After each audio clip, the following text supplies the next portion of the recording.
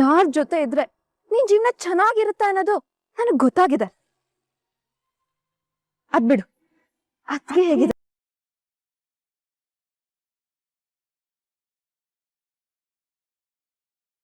ಈ ಮಾತು ಕೇಳ್ತಿರೋದು ನೀನಾ? ಹೌದು ಅಣ್ಣ, ನಾನೇ. ಯಾರ್ ಏನೇ ಹೇಳಿ ಅಣ್ಣ, ಝಾನ್ಸಿ ಅತ್ಗೆನೆ ನನ್ನ ಅತ್ಗೆ. ಝಾನ್ಸಿ ಅತ್ಗೆನೆ ನಿನ್ ಬಾಳಿನ ಸಂಗಾತಿಯಾಗಿ ಬರ್ಬೇಕು. ನೀವಿಬ್ರು 100 ಕಾಲ ಸಂತೋಷವಾಗಿ ಬದುಕ್ಬೇಕು. ಅದೇ ನನ್ನ ಆಸೆ ಅಣ್ಣ. ಖಂಡಿತ ಪಲ್ಲವಿ, ನೀನ್ ಆಸೆ ಪಡ್ತಿದ್ಯಾ ಅಂದ್ಮೇಲೆ ಝಾನ್ಸಿ ಮೇಡಮ್ ಬರ್ದೇ ಇರ್ತಾರ.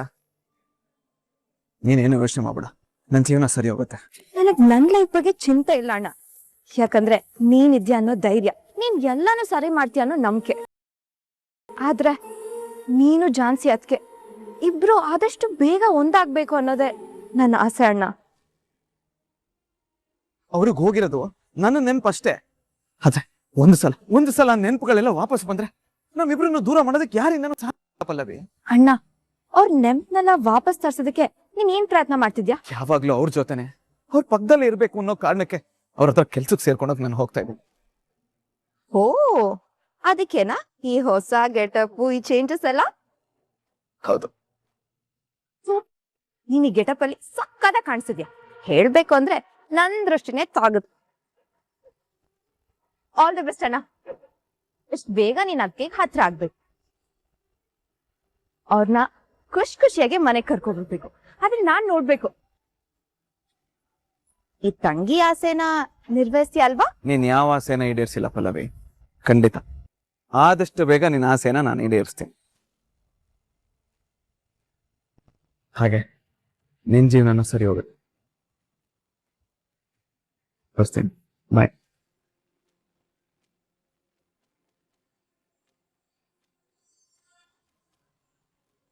ಅಣ್ಣ ಬಾಯ್, ಗುಡ್ ನ್ಯೂಸ್ ಗೋಸ್ಕರ ಕಾಯ್ತಿರ್ತೀನಿ.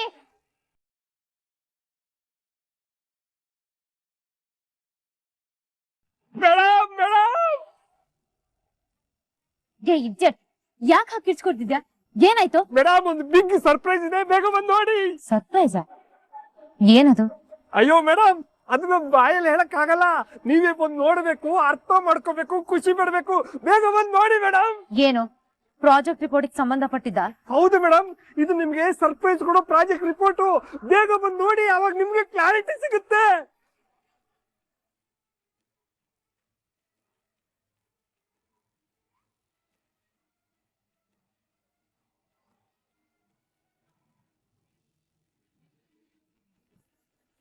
ನೋಡಿ ಮೇಡಮ್, ನೋಡಿ, ನೋಡಿದ್ರೆ ನಿಮ್ ಲೈಫ್ ಚೇಂಜ್ ಆಗಿ ಹೋಗುತ್ತೆ.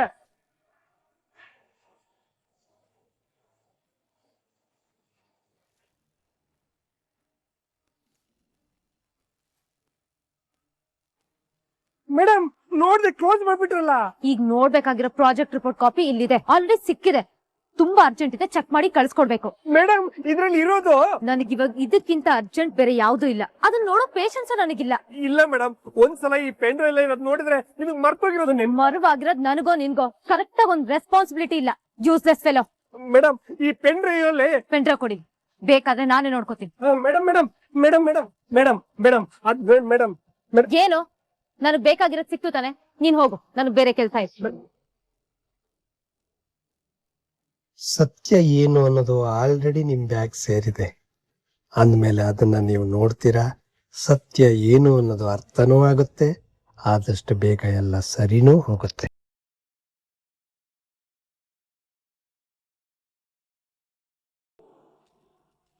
ನೀನೇನಾದ್ರೂ ನಿನ್ ಟೆನ್ಷನ್ ರಿಲೀಸ್ ಮಾಡ್ಕೊಬೇಕು ಅನ್ನೋ ಇಂಟೆನ್ಷನ್ ಅಲ್ಲಿ ನನಗೆ ಫೋನ್ ಮಾಡಿದ್ರೆ ದಯವಿಟ್ಟು ಫೋನ್ ಕಟ್ ಮಾಡ್ಬಿಡು. ನೋ ನೋ ನೋ ತರುಣ್, ನಾನ್ ಫೋನ್ ಮಾಡಿರೋದು ಮೈಂಡ್ ರಿಫ್ರೆಶ್ ಆಗೋ ಒಂದು ಗುಡ್ ನ್ಯೂಸ್ ಹೇಳೋದಕ್ಕೆ. ಓ, ಏನಪ್ಪ ಅಂತ ವಿಷಯ?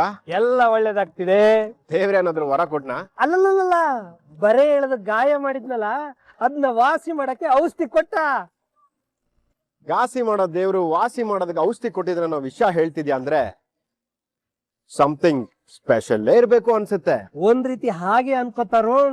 ಒಂದ್ ಕಡೆ ರಾಘು ಸರು ಕೆಲ್ಸಕ್ಕೆ ಸೇರ್ಕೊಂಡಿದಾರ, ಅದು ಸಂತೋಷದ ಜೊತೆಗೆ ಆ ದೇವ್ರು ರಾಮಚಾರಿ ಮತ್ತು ಚಾರು ರೂಪದಲ್ಲಿ ಪೆಂಡ್ರಿ ಕಳ್ಸಿದನಲ್ಲ, ಅದು ತಲುಪ್ಲೇ ಇಲ್ಲ. ಝಾನ್ಸಿ ಮೇಡಮ್ ನೋಡ್ಲೇ ಇಲ್ಲ ಅಂದೆ. ಮೇಡಮ್ ನೋಡಿಲ್ಲ ಅನ್ನೋದೇನೋ ನಿಜ, ಆದ್ರೆ ಆ ಪೆನ್ ಡ್ರೈವ್ ಮೇಡಮ್ಗೆ ತಲುಪಿದೆ, ಅವ್ರ ಬ್ಯಾಗ್ ಒಳಗಡೆ ಇದೆ. ಹೌದಾ? ಅದನ್ನ ಬ್ಯಾಗ್ ಅಲ್ಲಿ ಇಟ್ಕೊಂಡು ಏನ್ ಮಾಡ್ತಿದಾರಂತೆ? ಅವ್ರ ಬ್ಯಾಗ್ ಒಳಗಡೆ ಪೆನ್ ಡ್ರೈವ್ ಹೋಗಿದೆ ಅಂದ್ಮೇಲೆ ಒಂದಲ್ಲ ಒಂದು ದಿವಸ ಅವ್ರು ನೋಡ್ತಾರೆ, ಸತ್ಯ ಎಲ್ಲ ಗೊತ್ತಾಗತ್ತೆ, ಎಲ್ಲ ಒಳ್ಳೇದಾಗತ್ತೆ. ನಿಜವಾಗ್ಲೂ ಇದು ಮೈಂಡ್ ರಿಫ್ರೆಶ್ ಆಗೋ ವಿಷಯನೇ ರಾಯ್. ಒಟ್ನಲ್ಲಿ ಒಂದೊಂದೇ ಕಂಟಕಗಳು ಕಳೀತಾ ಇವೆ. ಅದೇ ಅಲ್ವಾ ತರುಣ್ ನಮ್ಮ ಆಸೆ ಪ್ರಯತ್ನ ಎಲ್ಲ. ಓಕೆ ರಾಯ್, ನೋಡೋಣ ಮುಂದೆ ಅದೇನಾಗತ್ತೆ ಅಂತ. ಖಂಡಿತ ಎಲ್ಲ ಒಳ್ಳೇದಾಗೆ ಆಗತ್ತೆ.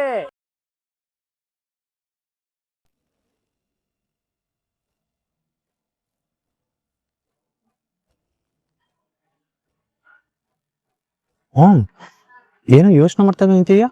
So what's your next plan? ಆ ಸುಮಿತ್ರಾ ಮಗಳನ್ನ ನೋಡ್ಬೇಕು ಅಂತ ಒಂದೇ ಸಮನೆ ಹಠ ಮಾಡ್ತಾ ಇದ್ದಾಳೆ ಪ್ರಣವ್. ತುಳಸಿ, ಎಷ್ಟೇ ಆದ್ರೂ ತಾಯಿ ಕರಳು ಕಣೆ, ಅವರಿಗೂ ಆಸೆ ಇರಲ್ವಾ? ನನ್ನ ಆಸೆ ಪೂರ್ತಿ ಆಗೋವರೆಗೂ ಅದಕ್ಕೆ ಅವಕಾಶ ಸಿಗಲ್ಲ. ಅಲ್ಲ ತುಳಸಿ, ಅವರು ಇಷ್ಟು ವರ್ಷ ಅನುಭವಿಸಿದ ನೋವೇ ಸಾಕು. ಮುಂದೆ ಆದ್ರೂ ಅವ್ರನ್ನ ಸಂತೋಷವಾಗಿ ಇರೋದಕ್ ಬಿಡು. ಆಮೇಲೆ ನಾನ್ ಸಂಕಟ ಪಡ್ಬೇಕಾಗತ್ತೆ. ಸಿಗತ್ತೆ ಅನ್ಕೊಂಡಿರೋ ಆಸ್ತಿನೂ ಕೈ ತಪ್ಪ ಹೋಗುತ್ತೆ. ಹಾಗಾದ್ರೆ ಅಮ್ಮನಿಗೆ ಮಗಳನ್ನ ತೋಟ್ಲೇಬಾರ್ದು ಅಂತ ಡಿಸೈಡ್ ಮಾಡ್ಬಿಟ್ಟಿದ್ಯಾ? ತೋರಿಸ್ತೀನಿ, ಆದ್ರೆ ನೇರವಾಗಲ್ಲ, ಫೋಟೋದಲ್ಲಿ. ಅಲ್ಲ ಮೊಹಮ್, ನೀನ್ ಆ ರೀತಿ ಫೋಟೋ ತೋರಿಸೋದ್ರಿಂದ ನಮ್ಗೇನು ಪ್ರಾಬ್ಲಮ್ ಆಗಲ್ಲ ತಾನೆ? ನೆವರ್ ಪ್ರಣವ್. ಯಾಕೆ ಅಂದ್ರೆ ನಾನು ಅವಳಿಗೆ ತೋರಿಸ್ತಾ ಇರೋದು ಝಾನ್ಸಿ ಫೋಟೋ ಅಲ್ವಲ್ಲ, ಮತ್ತೆ ನನ್ನ ಮಗಳು ಪ್ರಜ್ಞಾ ಫೋಟೋ. ಅಲ್ಲ ಮಾಮ್, ಫೋಟೋನೇ ತೋರಿಸ್ಬೇಕು ಅಂತ ಡಿಸೈಡ್ ಆದ್ಮೇಲೆ ಪ್ರಜ್ಞಾ ಫೋಟೋ ಯಾಕೆ? ಚಾನ್ಸ್ ಇದೆ ತೋರಿಸ್ಬೋದಿತ್ತಲ್ವಾ? ಅವತ್ತು ಆ ಸುಮಿತ್ರನ ಕಾಪಾಡಿದ್ದು ಇವಾಗ ನಮಗೆ ಯೂಸ್ ಆಗ್ತಾ ಇದೆ. ಹಾಗೆ ಇವಾಗ ಪ್ರಜ್ಞನ್ ಫೋಟೋ ಕೊಟ್ಟು ಝಾನ್ಸಿ ಅಂತ ಅವಳು ನಂಬಿಸ್ತೀನಿ. ಆ ಸುಮಿತ್ರನ್ ಮನ್ಸಲ್ಲಿ ತನ್ನ ಮಗಳು ಅಂದ್ರೆ ನಮ್ ಪ್ರಜ್ಞನ್ ಇಮೇಜ್ ಕ್ರಿಯೇಟ್ ಆಗ್ಬೇಕು. ಹಾಗ್ ಮಾಡ್ತೀನಿ. ಬಟ್ ಅದ್ರಿಂದ ನಮ್ಗೇನ್ ಯೂಸ್ ಆಗುತ್ತೆ ನನ್ಗಂತೂ ಅರ್ಥ ಆಗ್ತಿಲ್ಲ ಮಾಮ್. ನೋಡು ಪ್ರಣವ್, ಇನ್ ಕೇಸ್ ಫ್ಯೂಚರ್ ಅಲ್ಲಿ ಏನಾದ್ರೂ ಪ್ರಾಬ್ಲಮ್ ಆದ್ರೆ ಪ್ರಜ್ಞಾನೇ ಕರ್ಕೊಂಡೋಗಿ ನಿನ್ನ ಮಗಳು ಝಾನ್ಸಿ ಅಂತ ನಿಲ್ಲಿಸ್ತೀನಿ. ಆ ಸಿಚುವೇಶನ್ ನನಗೆ ಹೇಗ್ ಬೇಕೋ ಹಾಗೆ ಯೂಸ್ ಮಾಡ್ಕೊಳ್ತೀನಿ. ಅದನ್ನ ನೋಡಿ ನಂಬ್ತಾಳ ಮಾಮ್? ನಂಬೋ ಹಾಗೆ ಮಾಡೇ ಮಾಡ್ತೀನಿ ಪ್ರಣವ್. ಈ ತುಳಸಿ ತನ್ನ ಸ್ವಾರ್ಥಕ್ಕೋಸ್ಕರ ಯಾರನ್ನ ಬೇಕಾದ್ರೂ ಹೇಗಾದ್ರೂ ಉಪಯೋಗಿಸ್ಕೊಳ್ತಾಳೆ. ಸಿಚುವೇಶನ್ ಎಂಥದ್ದೇ ಇರಲಿ, ಅದನ್ನ ನನ್ನ ಪರವಾಗಿ ಉಪಯೋಗಿಸ್ಕೊಳ್ತೀನಿ. ಒಟ್ನಲ್ಲಿ ಈ ಫೋಟೋನೇ ನಮ್ ಸ್ಟ್ರೆಂತ್ ಇವಾಗ.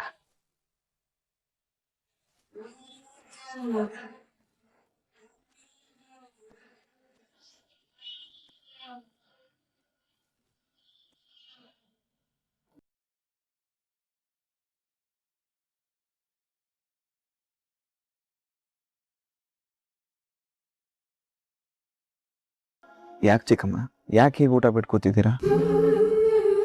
ಹೇಗಪ್ಪ ಊಟ ಮಾಡ್ಲಿ? ನನ್ ಮಗಳ ಜೀವನ ಆ ತರ ಆಗಿರ್ಬೇಕಾದ್ರೆ ನನ್ ಗಂಟ್ಲಲ್ಲಿ ಅನ್ನ ಹೇಗೆ ಇಳಿಯುತ್ತೆ ನೀನೇ ಹೇಳು?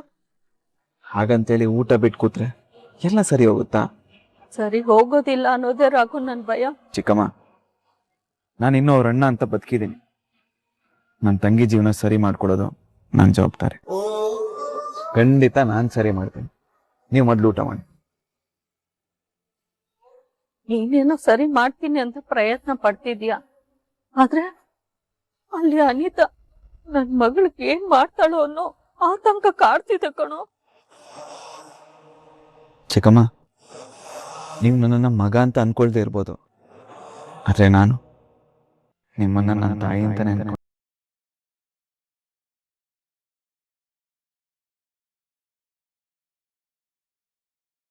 ನಯನ, ಸಂಗೀತ ಅವರು ನನ್ನ ತಂಗಿರು. ಅವ್ರ ಜೀವನ ಹಾಳಾಗ್ತಿದ್ರು ನಾನು ನೋಡ್ಕೊಂಡು ಸುಮ್ಮನೆ ಇರ್ತೀನ? ನಿಮಗಿಂತ ಹೆಚ್ಚಿನ ಚಿಂತೆ ನನ್ನ ತಂಗಿ ಬಗ್ಗೆ ನನಗಿದೆ. ನೀವೇನು ಆತಂಕ ಪಡಬೇಡಿ, ನನ್ನ ತಂಗಿ ಚೆನ್ನಾಗೇ ಇರ್ತಾರೆ. ಊಟ ಮಾಡಿ.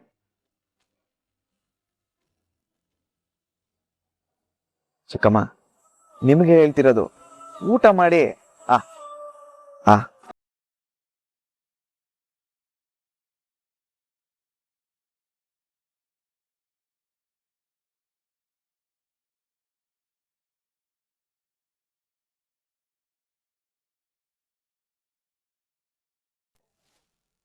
ಚಿಕ್ಕಮ್ಮ, ಯಾಕೆ ಕಣ್ಣೀರು?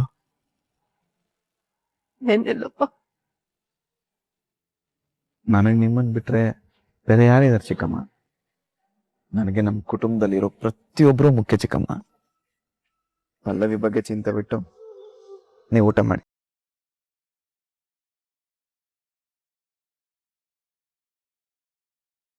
ಚಿಕ್ಕಮ್ಮ,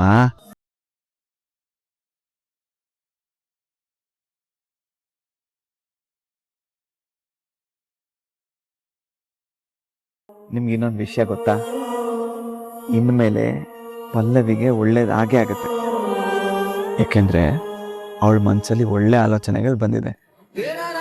ಒಳ್ಳೆ ಆಲೋಚನೆಗಳು ಎಲ್ಲಿರುತ್ತೋ ಅಲ್ಲಿ ಖಂಡಿತ ಒಳ್ಳೇದಾಗೇ ಆಗತ್ತೆ. ನೀವು ನಿಶ್ಚಿಂತೆಯಿಂದ ಇರಿ.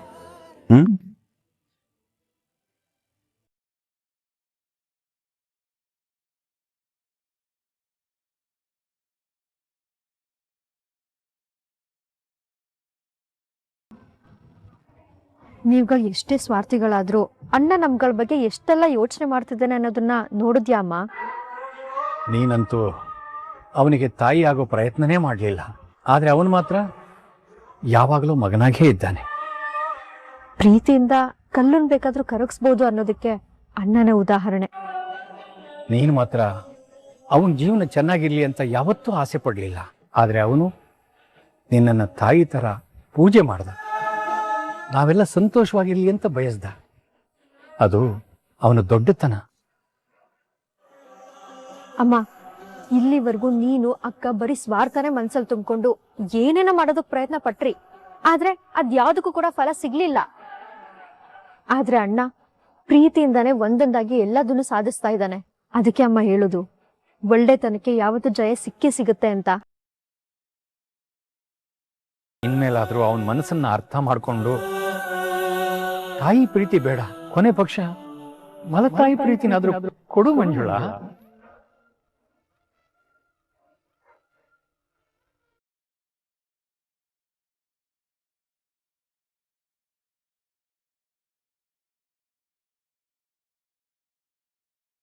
ವಾವ್, ಸೂಪರ್ ಅತ್ತೆ. ನೀನಿಂತ ಸಮಯ ಸಾಧಕಿ ಅಂತ ನನಗ್ ಗೊತ್ತಿರ್ಲಿಲ್ಲ. Jhansi, Jhansi, please try to understand. Stop ಇಡತ್ತೆ. ನೀನ್ ದುರಾಸೆ ಸ್ವಾರ್ಥಕ್ಕೋಸ್ಕರ ನೀನ್ ಯಾವ ಲೆವೆಲ್ ಬೇಕಾದ್ರೂ ಹಿಡಿತೀಯ ಅಲ್ವಾ? Jhansi, please try to understand. ಆ ದಿನ ಏನಾಯ್ತು ಅಂದ್ರೆ ಪ್ರಾಣನೇ ಹೋಗುತ್ತೆ ಅನ್ನೋ ಸಮಯದಲ್ಲಿ ಕರ್ಕೊಂಡೋಗಿ ಅಲ್ಲಿ. ಮತ್ತೆ ನನ್ನ ನಂಬಿಸೋ ಪ್ರಯತ್ನ ಮಾಡ್ಬೇಡ. ಈಗ ನೀನ್ ಏನ್ ಹೇಳಿದ್ರು ಅದನ್ನ ನಾನ್ ನಂಬೋದು ಇಲ್ಲ. ಯಾಕಂದ್ರೆ ಗಂಡಸರನ್ನ ಕಂಡ್ರೆ ನನಗಾಗಲ್ಲ.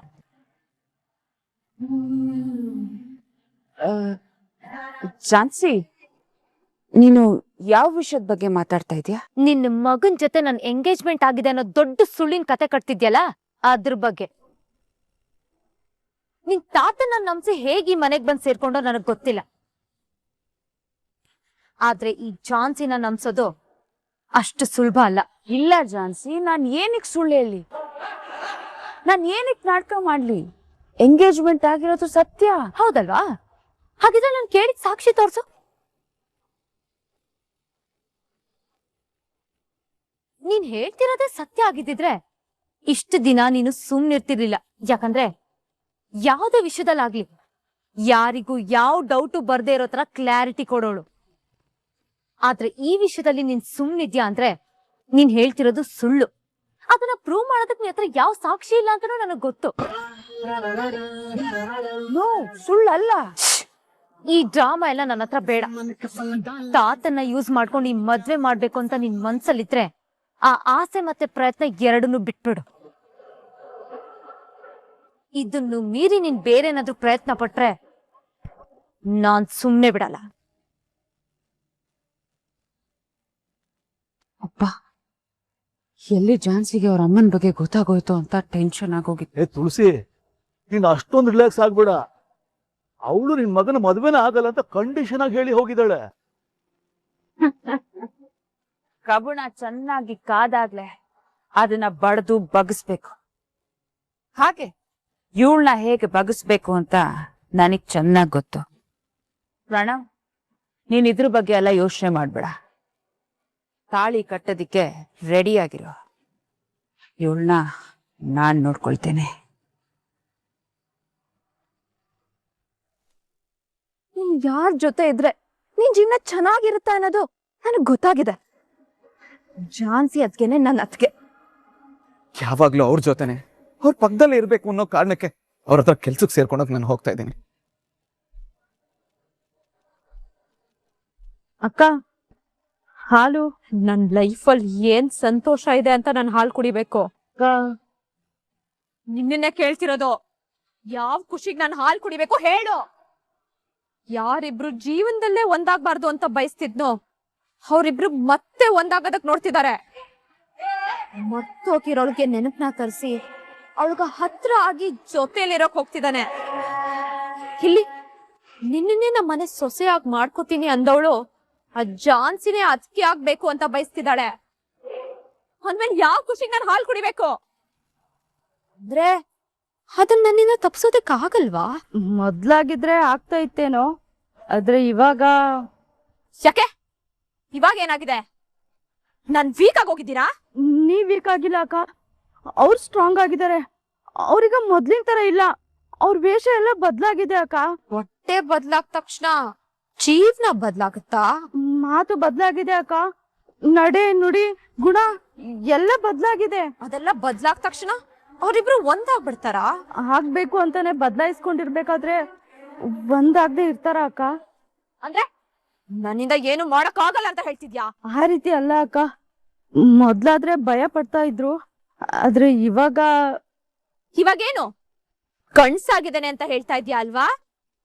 ಆದ್ರೆ ಅವನು ಯಾರಿಗೋಸ್ಕರ ಗಂಡ್ಸಾಗಿದಾನೋ ಅವಳಿಗೆ ಗಂಡ ಜಾತಿ ಕಂಡ್ರೆ ಆಗಲ್ಲ ಅನ್ನೋದು ಮರ್ತೋಗಿದ್ದಾನೆ. ಮರ್ತೋಗಿರ್ಬೋದು ಅಕ್ಕ, ಆದ್ರೆ ಕೆಲ್ಸಕ್ ಸೇರ್ಕೊಂಡು ಹತ್ರ ಆದ್ಮೇಲೆ ಅದನ್ನ ಬದಲಾಯಿಸ್ತಾ ಇರ್ತಾರ. ಆ ಝಾನ್ಸಿನ ಇವನಿಂದ ಬದಲಾಯಿಸೋದಕ್ಕಾಗತ್ತಾ? ಅವಾಗ್ಲೂ ಈ ರೀತಿ ಇದ್ದ ಝಾನ್ಸಿನೇ ಅಲ್ವಾ ಇವ್ರು ಬದಲಾಯಿಸಿ ಅವ್ರ ಹಿಂದೆ ಬರಂಗ್ ಮಾಡ್ಕೊಂಡಿದ್ದು. ಹಾಗಿದ್ರೆ ಇವಾಗ್ಲೂ ಅದೇ ರೀತಿ ಮಾಡ್ತಾರೆ ಅಂತ ಹೇಳ್ತಾ ಇದ್ಯಾ? ಇವ್ರ ಜೊತೆಲಿದ್ರೆ ಪಕ್ಕ ಆತರ ಮಾಡ್ಬಿಡ್ತಾರೆ ಅಕ್ಕ. ಇಲ್ಲ, ಯಾವ್ದೇ ಕಾರಣಕ್ಕೂ ನಾನು ಅದಕ್ಕೆ ಅವಕಾಶ ಕೊಡಲ್ಲ. ಇಡೀ ಕುಟುಂಬ ಅವರಿಬ್ರು ಒಂದಾಗ್ಬೇಕು ಅಂತ ಬಯಸ್ತಾ ಇದೆ ಅಲ್ವಾ? ಆ ಕುಟುಂಬನ ನೆಮ್ಮದಿಯಾಗಿರೋಕ್ ನಾನು ಬಿಡಲ್ಲ. ಎಲ್ಲದಕ್ಕಿಂತ ಹೆಚ್ಚಾಗಿ ಅವನು ಅವಳ ಹತ್ರ ಕೆಲ್ಸಕ್ ಸೇರೋದಕ್ಕೆ ನಾನ್ ಬಿಡಲ್ಲ. ಅದಕ್ ಅಡ್ಗೋಡೆ ಆಗಿ ನಾನೇ ನಿಲ್ತೀನಿ.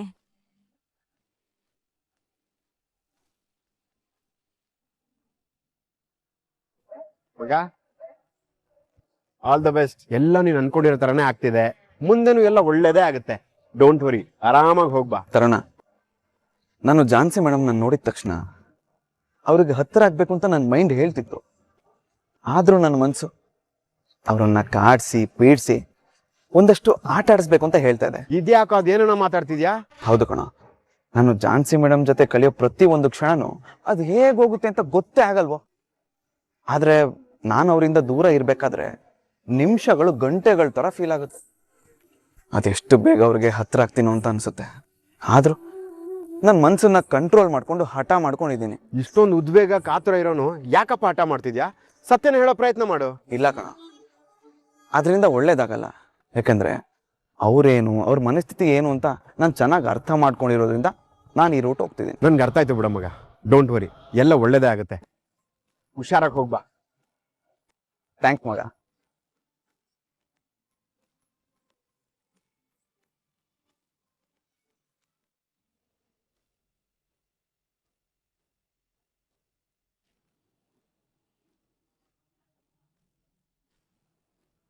ರಾಘವೇಂದ್ರ ನಿನ್ ಜೀವನಕ್ಕೆ ಬರೋ ದಾರಿ ನೋಡ್ತಾ ಇದ್ದಾನೆ ಅಲ್ವಾ? ಅದನ್ನ ತಪ್ಸೋ ಕೆಲ್ಸ ನಾನ್ ಇವಾಗ ಮಾಡ್ತೀನಿ. ಈ ಅನಿತನ್ ಅಸ್ಲಿ ಆಟ ಇವಾಗ ಶುರು ಆಗುತ್ತೆ. ಏಯ್ ರಾಘವೇಂದ್ರ, ಯಾರಿಗ್ ನೀನ್ ಹತ್ರ ಆಗ್ಬೇಕು ಅನ್ಕೊಂಡಿದ್ಯೋ ಅವಳೇ ನಿನಗ್ ಪಾಠ ಕಲ್ಸೋ ಹಾಗೆ ಮಾಡ್ತೀನಿ, ನೋಡ್ತಾ ಇರು.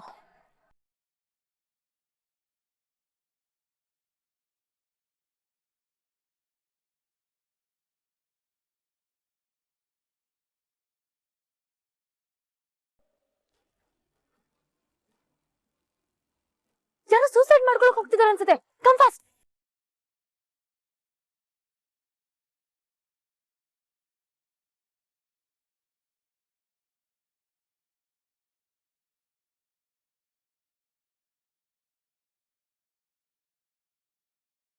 Idiot!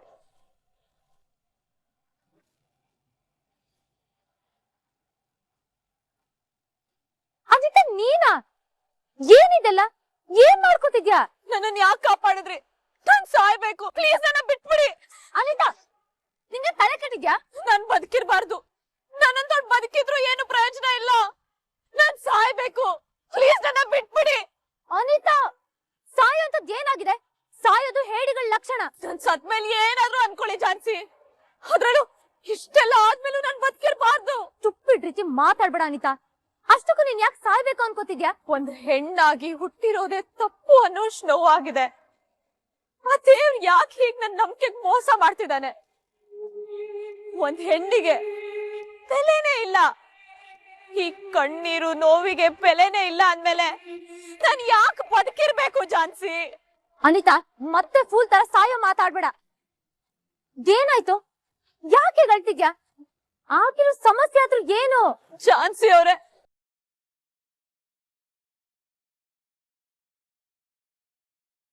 ಪರಿಸ್ಥಿತಿ ಎಂತದೇ ಆದ್ರೂ, ಸಮಸ್ಯೆ ಏನಾದ್ರೂ ಅದನ್ನ ನಾನ್ ಸಾಲ್ವ್ ಮಾಡ್ತೀನಿ. ನಿನ್ ಸಾಯಕ್ಕೆ ನಾನ್ ನಿಲ್ತೀನಿ. ಅನಿತಾ, ಹೇಳು, ಏನಾಯ್ತು ಹೇಳು. ಸಾಯೋ ಡ್ರಾಮಾ, ಈ ಕಣ್ಣೀರು ವರ್ಕೌಟ್ ಆಗ್ತಿದೆ. ಇನ್ ರಾಘವೇಂದ್ರನ್ನ ನಿನ್ ಲೈಫ್ ಇಂದ ಕಿಕ್ ಔಟ್ ಮಾಡ್ತೀನಿ ಕಣೆ.